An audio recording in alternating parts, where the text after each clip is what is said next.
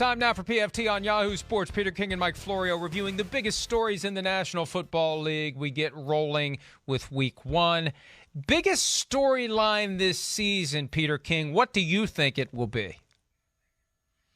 Mike, I think it's going to be how quickly the immense crop of young quarterbacks, the first, second, and third year guys, a third of the league basically is going to be quarterbacked by first, second, or third year quarterbacks this year. I mean, at some point, assuming that, at some point, Justin Fields plays in Chicago and Trey Lance plays in San Francisco.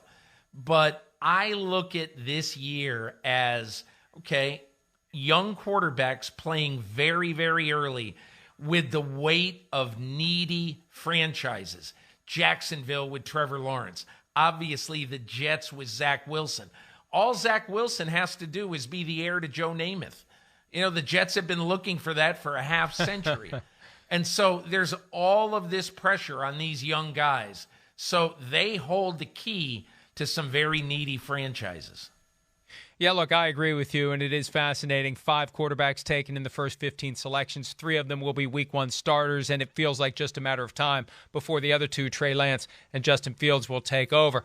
Peter, I hate to do this because there will be a segment of the audience that loudly disagrees with the assessment that COVID will be the biggest storyline of the season. But we've already seen it knock out Pro Bowl guard Zach Martin for the first game 1 of 272. Key player, gone. Best player on the Cowboys offense, according to Ezekiel Elliott, gone. And it's this vague cloud that just kind of hovers, and you never know when the lightning bolt... It's not vague. Well, but it's there. You're right. It's a dark cloud that hovers over all 32 teams, and lightning bolts are going to come out of the sky without warning, and guys aren't going to be available. They're just not going to be available.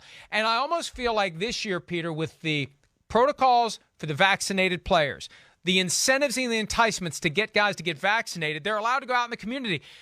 It could be that more of the guys who end up testing positive are vaccinated because they're out and about. And the teams that will work this to their benefit are the teams that can get their players to buy in and behave like it's last season. As hard as that is to mentally process, because we had that period in June and July where we thought, hey, this is over. This is great. It's not over. And the teams that are going to be successful are the teams that operate as much like they did last year as possible. Mike, when I made my predictions this week, I said very clearly in the story that look, I definitely COVID has to be a bit of a factor. I tried not to make it a huge factor because you just simply don't know what team is really going to get hit hard. But just look at the Indianapolis Colts. The top 2 players on their team are unabashed, unvaccinated guys, including the quarterback, Carson Wentz, and, the highest paid guy on their defense, Darius Leonard, the middle linebacker. So I just look at this, Mike, and I just say, I don't know what's going to happen. I don't know if it's going to happen again to people like Darius Leonard or Carson Wentz. But there's a minefield there, and it's going to impact this season. And it's kind of like injuries to an extent because those happen out of the blue. That lightning bolt strikes. The difference is this is preventable. If you're buttoned up like the Bucs intend to be, tight protocols on the road, maybe full mask wearing in the facility, maybe at some point guys will just be on lockdown. Hey, how badly do you want it? That kind of attitude. That's going to make a difference, Peter. And we need to take it seriously because, number one, it's a deadly illness. But number 2, it will be the difference for some teams between playoffs or staying home after the regular season ends. There's no question about it, Mike. And even just the contributing players, not the stars. Adam Shaheen, tight end Dolphins, has been on the COVID list twice in a month.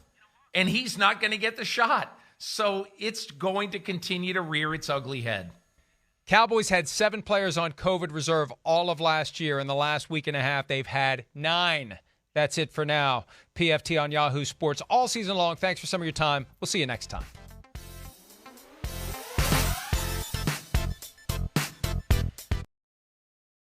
Hi, I'm Mike Tirico, and thanks for watching. Make sure to hit subscribe for the latest news and highlights from NBC Sports.